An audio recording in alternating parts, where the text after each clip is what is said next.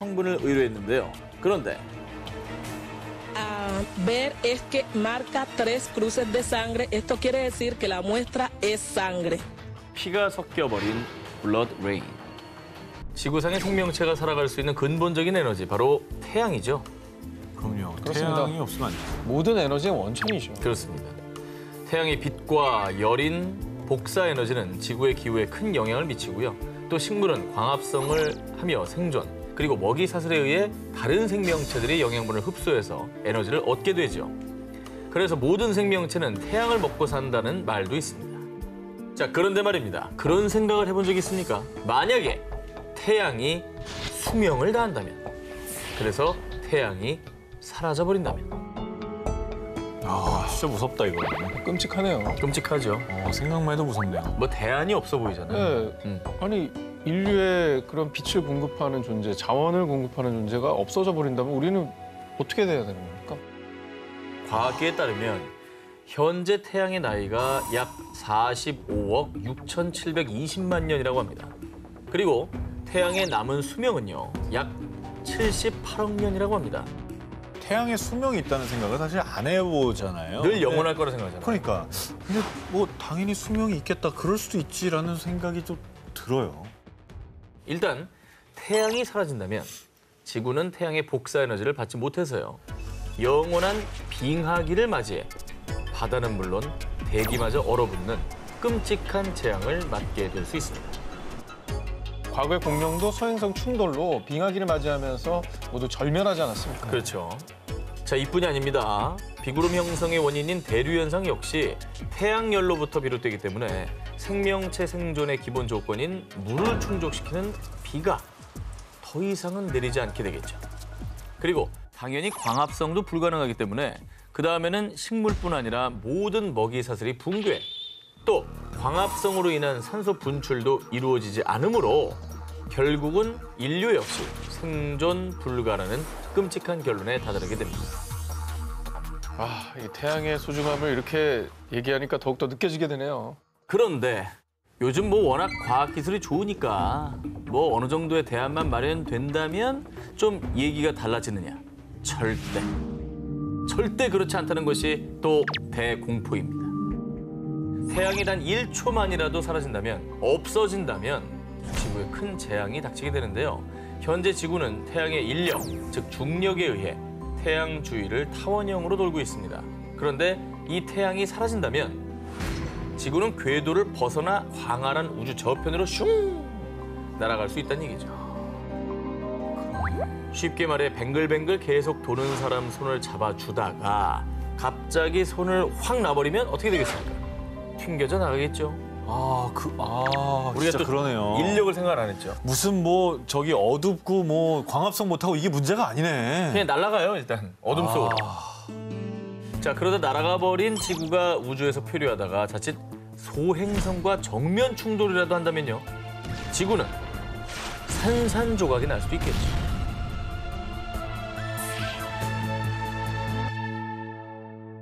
(2016년) 영국 옥스포드 인류미래연구소는 이것 때문에 지구가 최후의 날을 맞을 수 있습니다 라며 지구를 위협하는 요소 중 하나로 이것을 꼽았습니다.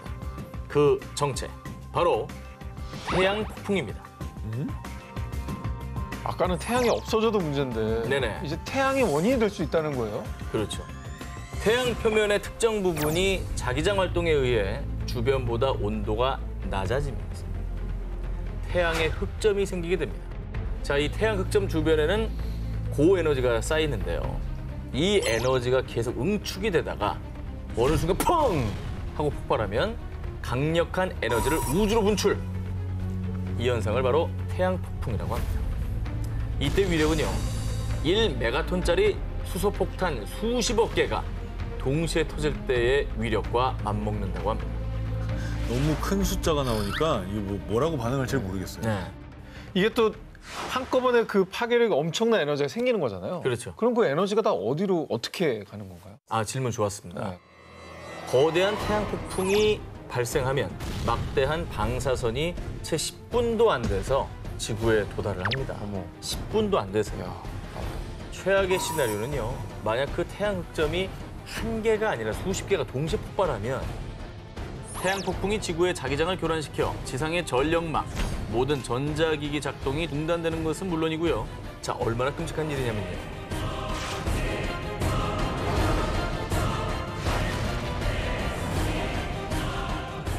큰일이네. 정말 단순히 불편한 게 아니라 네. 재난 상황이 발생하네요. 그래서 뭐 불 안 들어오는 정도 수준이 아닙니다. 네.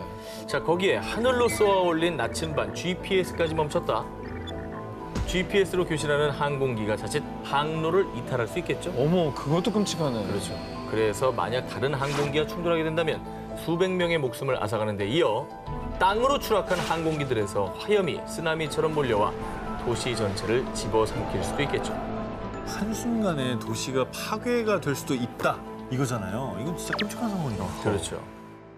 야, 가볍게 볼 일이 아니네요. 우리와 상관없는 일이라고 생각하면 절대 안 되겠어요. 네, 와닿죠. 끔찍한 암흑의 세계를 일으키는 태양 폭풍. 대한민국에도 대파장을 몰고 올 후폭풍이 불어닥칠지 모릅니다.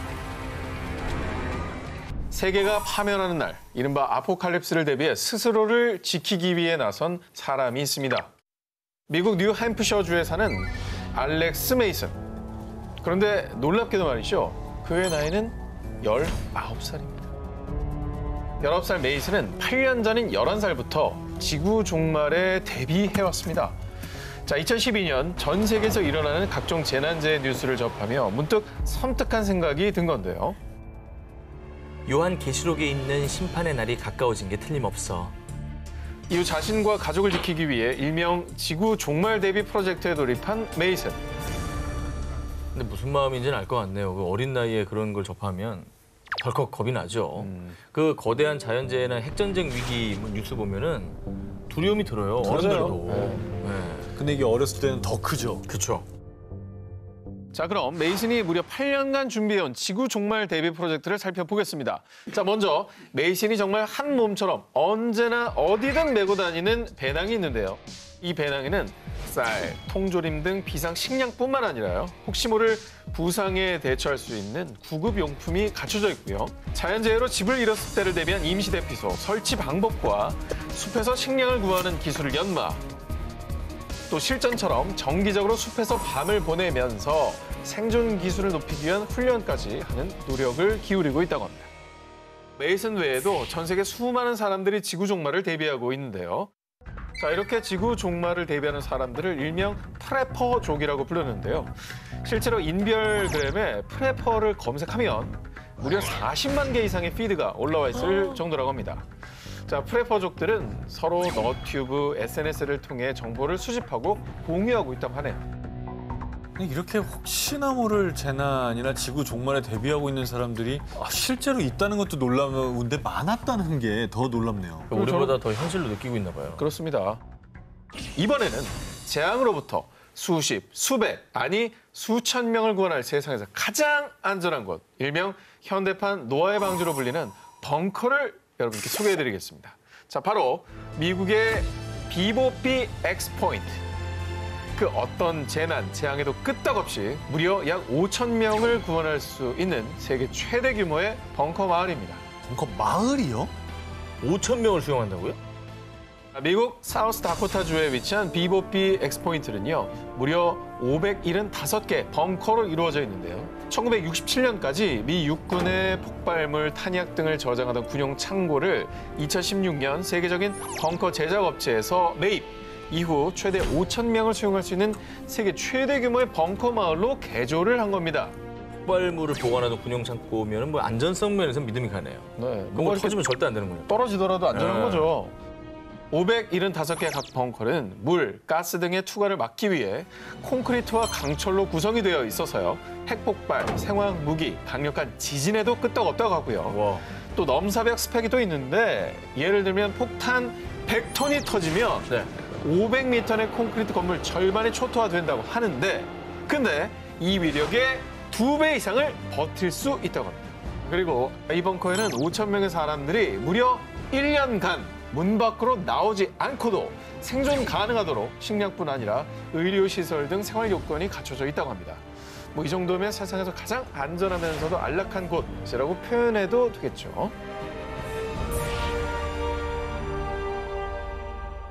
이것을 기반으로 한 스피커, 청소기, 세탁기 등 가전은 물론 자동차에도 탑재되어 있는 이것, 바로 AI, 인공지능인데요.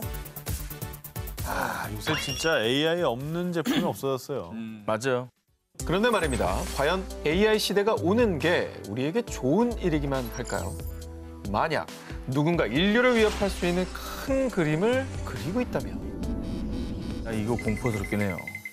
인공지능은 우리 통제를 벗어날 수가 있잖아요. 그렇습니다. 천재 물리학자 스티븐 호킹은 인공지능을 두고 인공지능 기술의 발전은 인류의 종말을 초래할 수 있다라며 우려를 표한 바 있죠. 우주 탐사 기업 스페이스비의 최고 경영자 일론 머스크 역시 인공지능 개발은 악마를 소환하는 것이라는 섬뜩한 경고를 날리기도 했는데요. 그 이유는 인공지능이 인간을 공격할 수도 있기 때문입니다. 다시 말해 인공지능의 지배 아래 끔찍한 인간 청소를 자행하는 세상, 영화 터미네이터가 현실이 될 수 있다는 겁니다. 저 영화는 정말 그 어떤 공포 영화보다 무섭지 않아요. 사실은 액션처럼 그려서 그렇지 되게 무서운 내용이에요. 영화죠. 네. 그런데 사실상 인공지능 무기는 미래가 아닌 현 시대에도 계속 선보이고 있습니다. 2015년 러시아는 정찰 및 군사시설 보호 등을 목적으로 한 군사 무인 로봇 기갑 차량 플랫폼 M을 개발해 선보였는데 무섭다. 이 무기가 무인으로 사격 시스템을 작동할 수 있다고 하고요. 또 다른 군사 강국 미국에서는 신형 장거리 대한 미사일에 인공지능을 탑재했는데 이 미사일은 적 함정을 향해 날아가다가 공격 목표가 바뀌거나 적국의 요격 미사일을 피해야 될 경우 이걸 인공지능 기술로 자체 비행 방향을 설정할 수도 있다고 합니다. 그리고 개발뿐만 아니라 이 인공지능 무기들이 실제 전투에서도 적용되고 있습니다. 러시아는 전투용 로봇 플랫폼 M을 시리아 내전 현장에 투입하기도 했고요. 미국은 중동 테러 조직 알카에다와 IS 소탕 작전을 벌일 때 MQ-1 프레데터나 MQ-9 리퍼와 같은 무인 공격기를 사용했다고 합니다. 아, 이게 실제로도 지금 벌써 투입이 되고 있다고 하니까 우리가 하는 이 우려가 꼭 영화 속에서만 있는 일들은 아닌 거예요. 현실에서 일어날 수 있는 거예요, 지금. 그래서 2017년 일론 머스크 회장은 본인의 SNS에 인공지능의 안전성을 반드시 걱정해야 한다. 인공지능은 핵보다 훨씬 위험하다라고 올리며 경고를 했고요.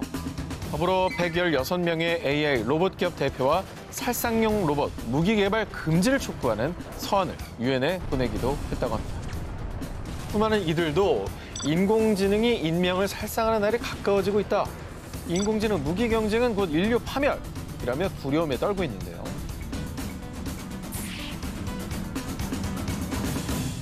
지구의 신비와 자연을 탐사하는 유명 과학 전문 채널에서요.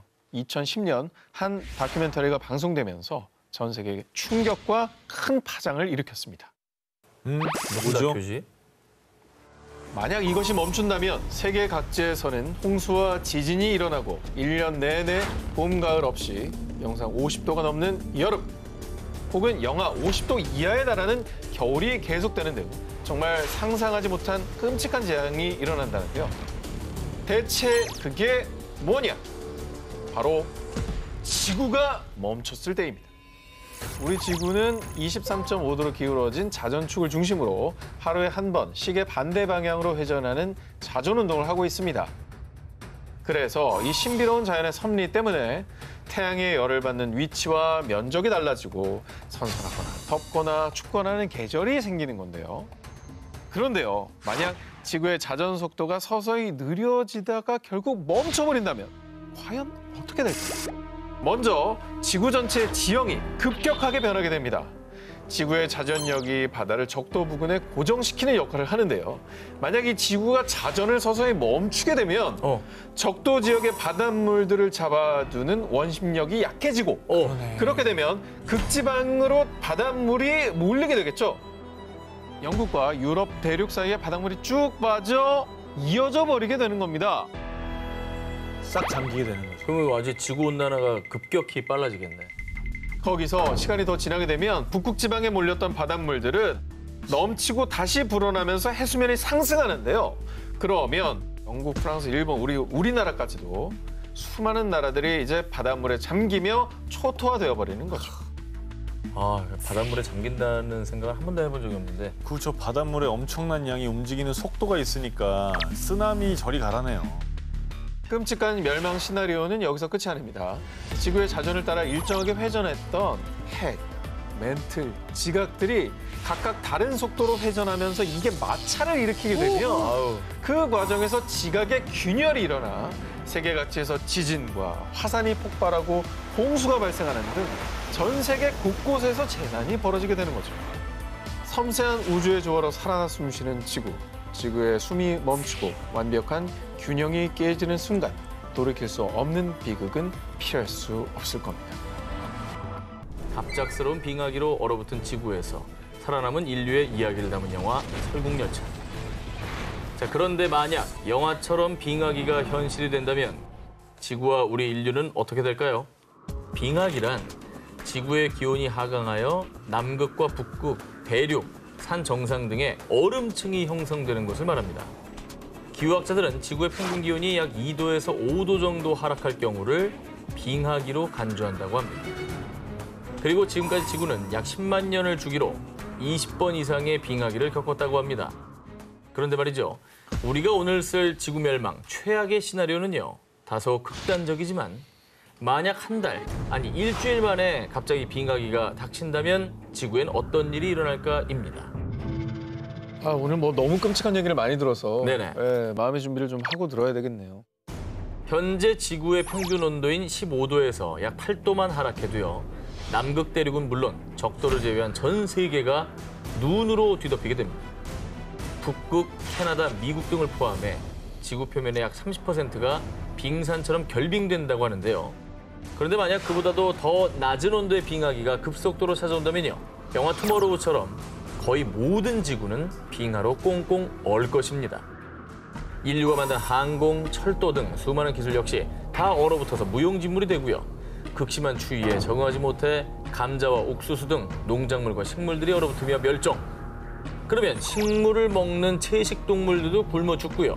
결국은 먹이 사슬에 따라 우리 인간들이 먹을 것도 사라지게 되겠죠.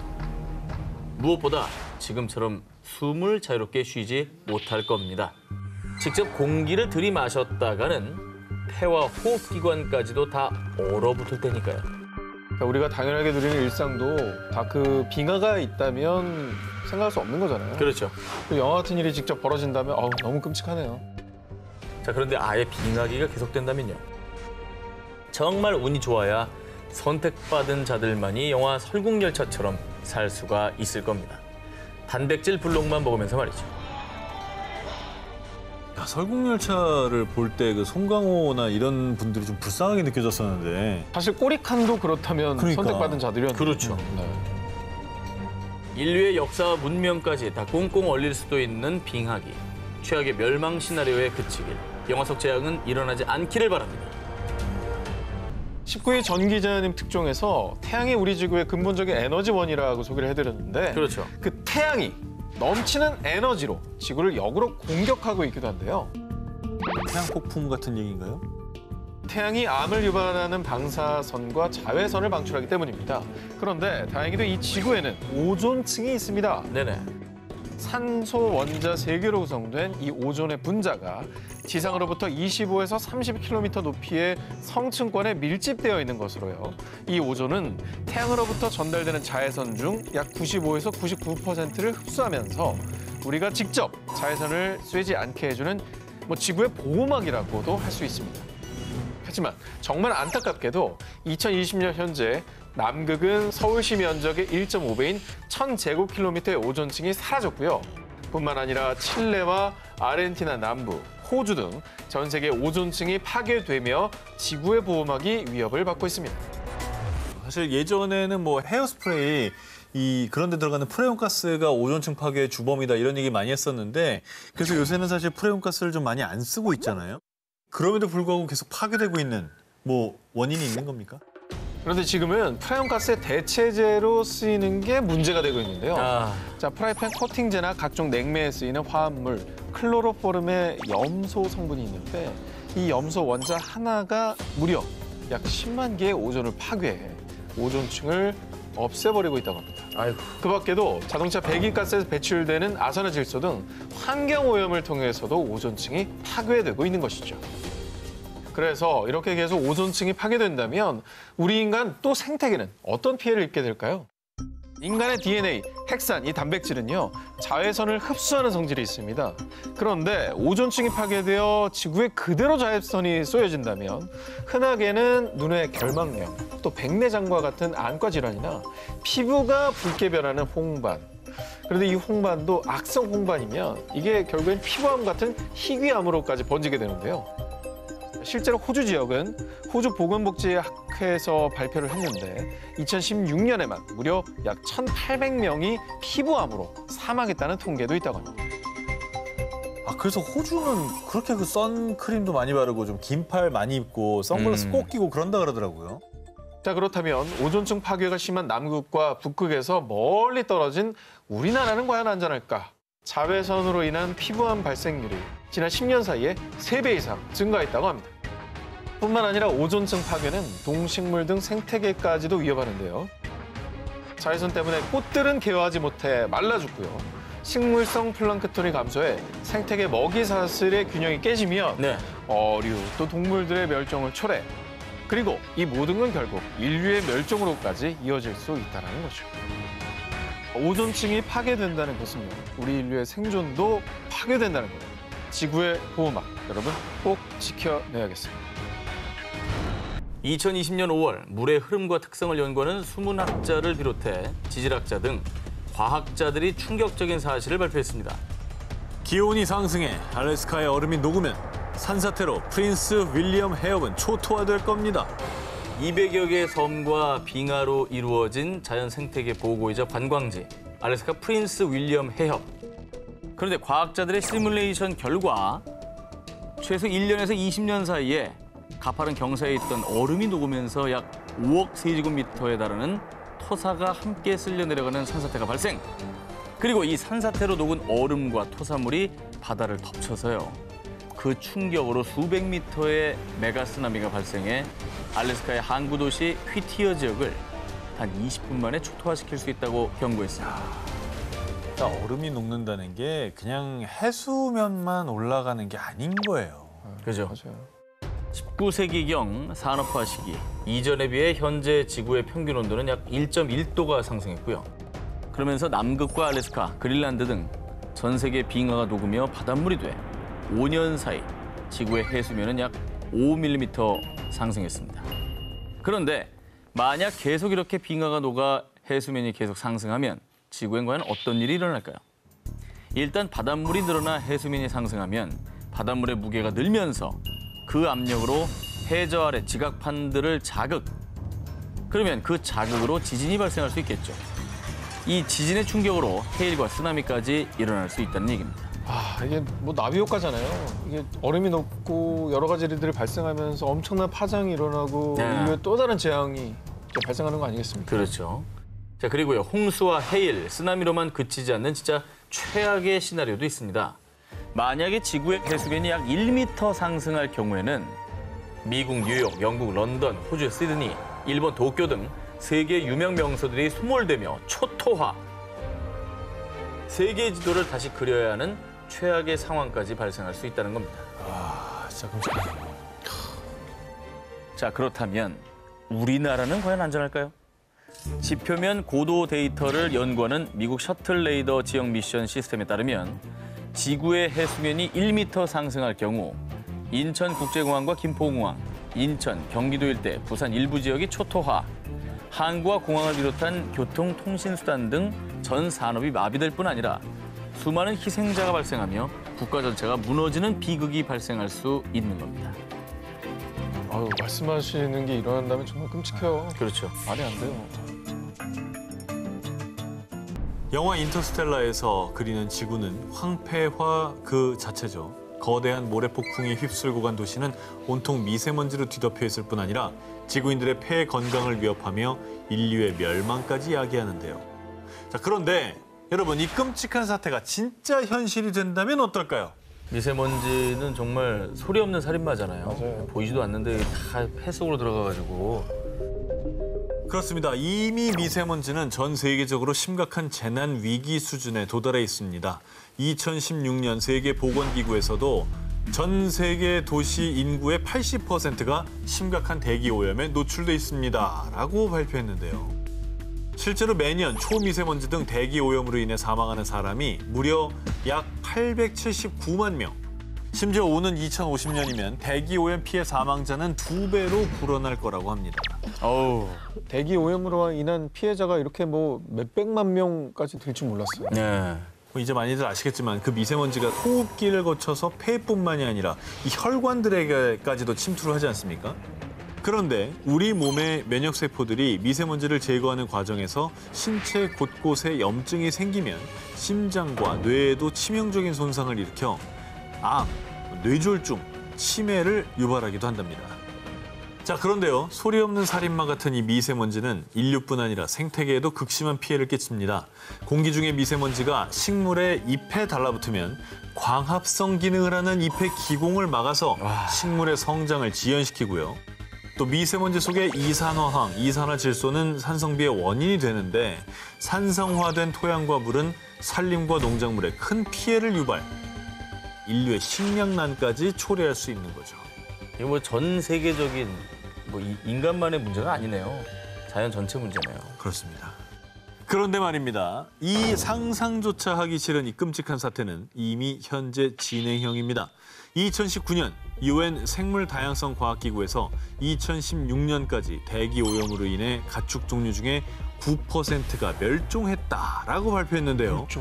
향후 수십 년 이내 양서류의 44%, 포유류의 33%가 대기 오염으로 멸종할 것이라고 예측하고 있다고 합니다. 대기 오염만으로 저렇게 많이 멸종한다고요? 네, 종이 줄어드는 거예요. 그러면 생태계 균형 깨지는 거는 막을 수 없겠네요. 시간 문제네요. 큰일이다. 이 미세먼지가 사라지지 않는 한 인류는, 아니 이 지구는 결코 숨 쉴 수 없을 겁니다. 지금 이 시간에도 수많은 폭탄들이 우주에서 지구로 날아오고 있습니다. 바로 소행성. 아, 이거는 너무 살벌해. 이건 진짜 못 막지 않나? 진짜 뭐 여러 가지 아마겟돈 영화에 나오는 내용이잖아요. 이게. 그죠, 아마겟돈 맞아요. 영화 그죠. 네. 영화 아마겟돈에는 이런 대사가 나옵니다. 소행성이 지구에 떨어지면 예상 피해는? 인류의 종말입니다. 지난 4월 다행히도 지구를 스쳐 지나간 소행성 1998-5R2. 이 소행성의 규모는요. 직경이 최대 4,000m. 쉽게 말하면 에베레스트의 절반 정도의 사이즈고요. 총알보다 약 9배나 빠른 시속이 약 3만 킬로미터. 뚫렸겠는데? 이런 속도로 지구를 향해 접근하다가 지구와 약 630만 킬로미터 거리를 두고 통과했습니다. 진짜 가깝다. 생각만 해도 저는 너무 끔찍해요. 그런데 이런 무시무시한 일이 비일비재합니다. 비일비재? 비일비재예요. 그러지 마. 여러분이 잘 모르고 있었던 겁니다. 지난해 12월에는 소행성 엑소1이 약 시속 3만 킬로미터의 속도로 지나갔고요. 지난 5월에는 소행성 1997BQ 역시 지구로부터 약 610만 킬로미터 거리를 두고 지나갔습니다. 이게 정통으로 부딪히면 한 지역을 파괴해버릴 정도의 위력을 가진 소행성이 지구 근방까지 접근한 겁니다. 아니, 소행성이 이렇게 자주 지나가는지 몰랐네요.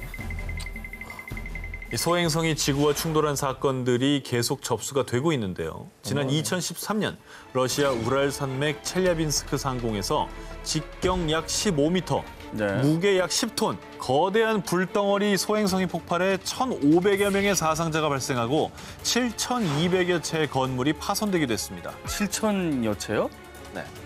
2017년에는 중국 윈난성 샹그릴라시에서 북서쪽으로 약 40km 떨어진 곳에 초속 14.6km의 소행성이 낙하해 공중에서 폭발했는데요.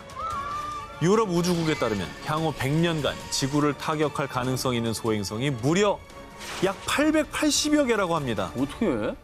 그런데 그중에서도 특히 나사에는 2175년에서 2199년 사이 소행성 베누와 충돌할 가능성을 우려하고 있는데요. 저건 좀 크구나.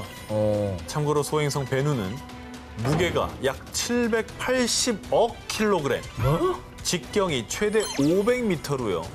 미국 뉴욕의 엠파이어 스테이트 빌딩과 맞먹는 크기의 암석인데 만약 이 거대한 소행성이 지구와 충돌한다면 9만여 명에서 16만여 명의 사상자를 낳은 히로시마 원자폭탄에 8만 배에 해당하는 피해를 일으킬 것으로 예상된다고 합니다.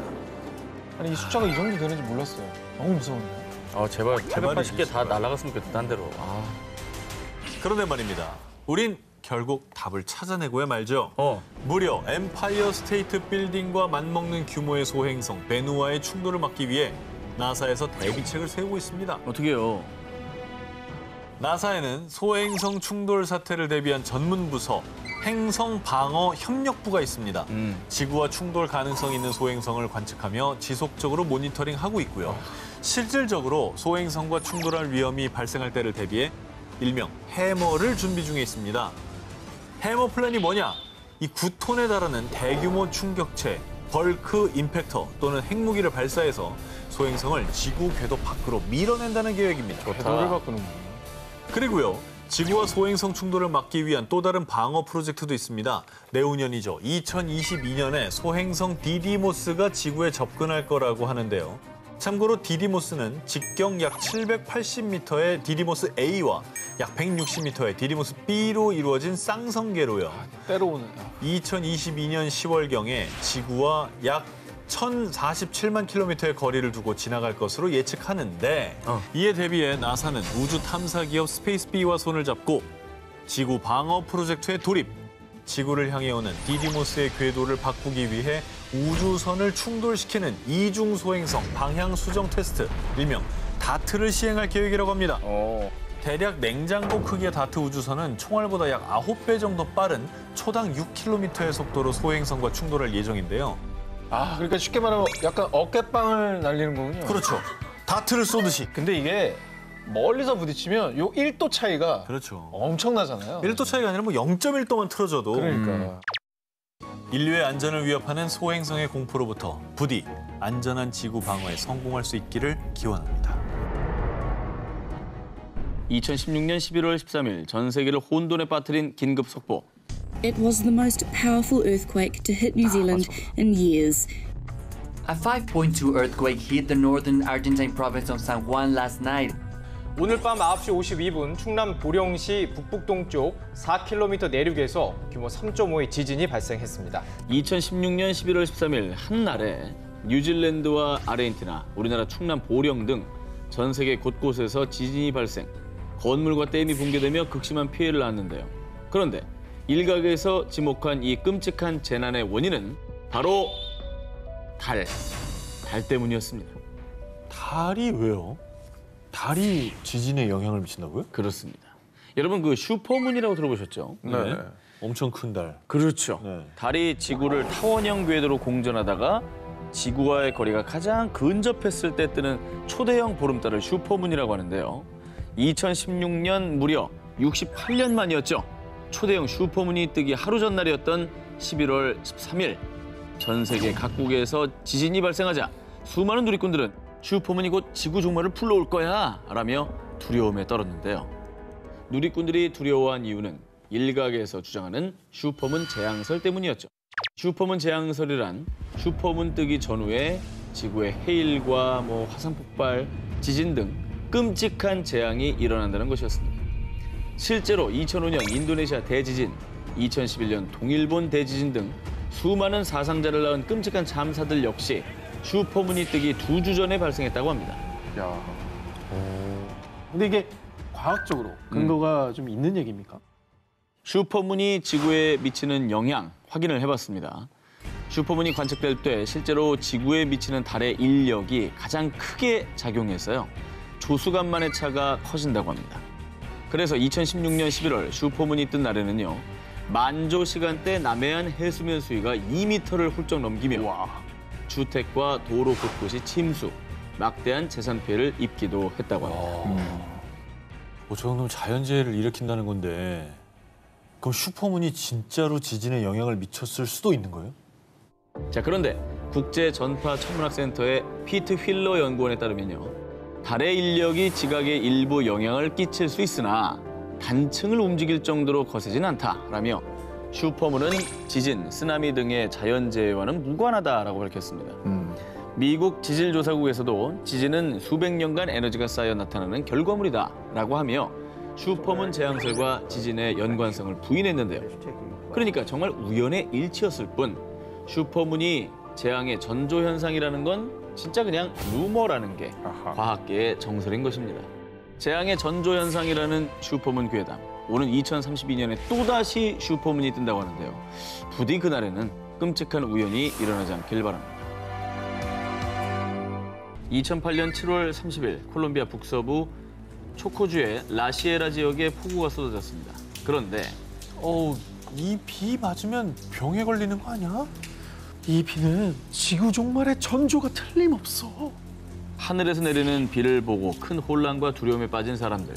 그리고 이 마을의 신부 조지 밀톤 코르도바 역시 이 비는 하느님이 인간에게 내리는 경고일 수 있습니다라며 충격적인 주장을 했습니다. 뭐예요? 이게 뭐 꽃비나 뭐 피비나 뭐 이런 게 내린 거예요? 마을 전역이 충격과 공포였던 이유. 그냥 비가 아닌 붉은 비가 내렸기 때문입니다. 오, 진짜 빨갛다. 야, 진짜 무서웠겠는데? 마을을 뒤덮은 붉은 비, 정말 충격적인 현상이죠. 그런데 말입니다. 사실 붉은 비가 내린 건 이곳이 처음이 아니었습니다. 2001년엔 인도, 2018년엔 러시아에서도 붉은 비가 내린 적이 있었는데요. 진짜네. 자, 이 현상을 두고 여러 전문가들은요. 붉은색 산화철이 포함된 사막의 먼지 때문이다. 인근 해변에서 자라는 해조류 포자가 원인이다. 이런 여러 주장을 펼쳤는데요. 하지만 결국 전 세계에서 내린 붉은 비의 정확한 원인은 밝혀지지 않은 채 미스터리로 남겨졌었죠. 그럼 지금 얘기하고 있는 콜롬비아 붉은 비도 원인이 안 밝혀진 거예요, 그러면? 그런데 말입니다. 2008년 콜롬비아에서 내린 붉은 비는요. 이전에 다른 지역에서 내린 붉은 비와는 좀 달랐습니다. 마을 코르도바 신부의 주장에 따르면 당시 주민들이 빗물을 채취 원인을 밝히기 위해 한 바이러스 전문가에게 성분을 의뢰했는데요. 그런데